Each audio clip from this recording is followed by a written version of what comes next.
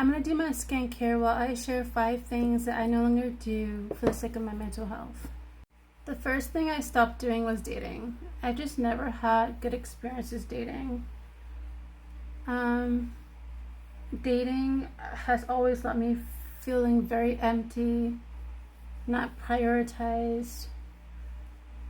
I have very high expectations when it comes to dating, and I just don't want to put someone in that position if they can't meet those expectations, because then I'll be disappointed, and I don't like feeling disappointed. I mean, who does? But when I feel disappointed about things, it triggers my negative self-talk, and it just makes me feel so low. Instead, I love being introvert. I love being alone. I love doing things I want to do on my own time, not having to wonder what he's doing and all that stuff. I just don't care to spend my day just pondering on that stuff. So, plus, I don't want to have to worry about when the shoe is going to drop. You know, he may love me today, he may hate me tomorrow, he may just leave me, eventually. So I just prioritize my alone time, being an introvert, and just doing things that make me happy. Another thing that I stopped doing was shopping. I only do, I only shop for essentials, of course. Anything outside of that, I completely stopped doing. I used to be a shopaholic. I used to use shopping to fill voids in my life, emptiness, to chase a euphoric high, like to feel good. No matter if I'm feeling sad, happy, mad, stressed, I use shopping. And what I was thinking was good for me at the time, it really wasn't good for me in the long run. So I completely stopped that. And I haven't shopped for anything outside the essentials for, I want to say, going on for 3 years now. And I no longer have the desire to shop, because I used to go into Marshall's, TJ Maxx. I used to go, I used to walk around Target when I get off work, or I used to go into these stores and browse, and I always ended up with something, which is not good. There's only like 1 or 2 times I went inside TJ Maxx or Marshall's and I actually left without anything, which I was so shocked. But because I just have no desire for that stuff anymore. Now, is there a lot of things that I see that I want and it's like cute, like clothes? Yeah. But at the same time, I start to remember the feeling I would get after all is said and done. And let me tell you, not a good feeling. Instead, I'm always looking for things to donate. I'm always looking for things to get rid of. So I find relief in getting rid of things that I've accumulated, and that makes me feel good.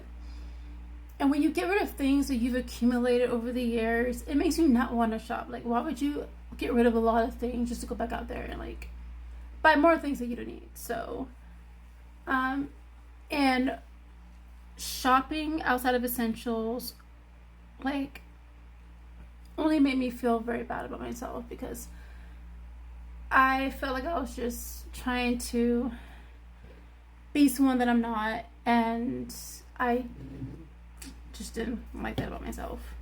The third thing that I no longer do is give people the benefit of the doubt. You know you did, and you did it consciously. I no longer accept I'm sorries. You can say I'm sorry, but I just no longer put energy into it.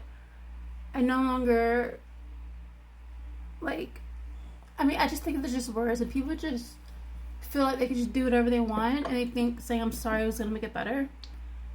Like saying I'm sorry is just gonna undo what you said, what you did, and I don't fall for that anymore. So I feel like people are able to think before they act, think before they speak. And so when people say, oh, like, this person's just having a bad day, this person this person that, I'm like, I don't care. We all have bad days, we all deal with things. It's how you treat people in the day, and when you do something consciously, I don't accept your apology. So I no longer give people the benefit of the doubt. Like, you know what you did.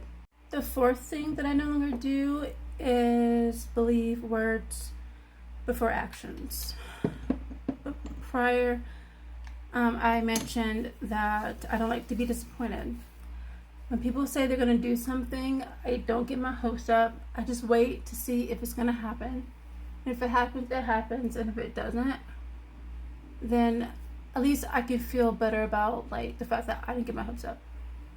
But yeah, I no longer accept words. I only accept action. I just feel like if you really want to do something, you would just do it, like, and not have to like tell me.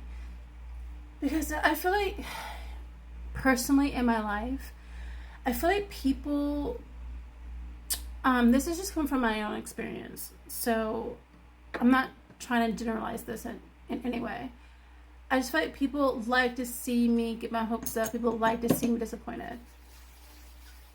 And so people love to tell me, oh, I'm going to do this, I'm going to do that. Oh, yeah, I'll do this Monday or whatever. And when it doesn't happen, it's like, I don't know.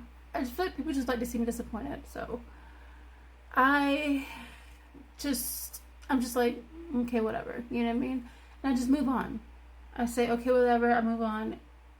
And at least if it doesn't happen, I'm not shocked. I'm not surprised. And to be honest with you, not to get too deep or anything like that, but the first person that ever disappointed me in my life was my dad. He will always, he was never around, but when he did come around, he would always promise me and my siblings, we're going to go here, we're going to go there, we're going to do this, we're going to do that on the weekend, we're going to blah, blah, blah. And he would like either never show up, or he would call and reschedule, or he'll call and cancel, or I don't know. And from a young age, experiencing disappointment really takes a toll on you as an adult. You just don't know who to believe, and you just learn to just tread lightly and just not put yourself in a position to where you're going to be disappointed. You know what I mean? So I don't get too personal, but I think that's just where it all stems from. And the fifth thing that I no longer do is I no longer people please.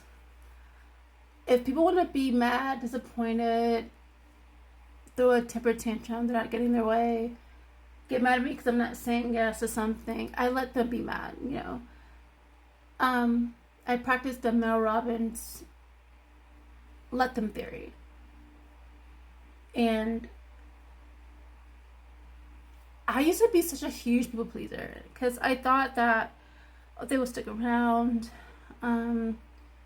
Like, I'll be the good person because I always like say yes to things.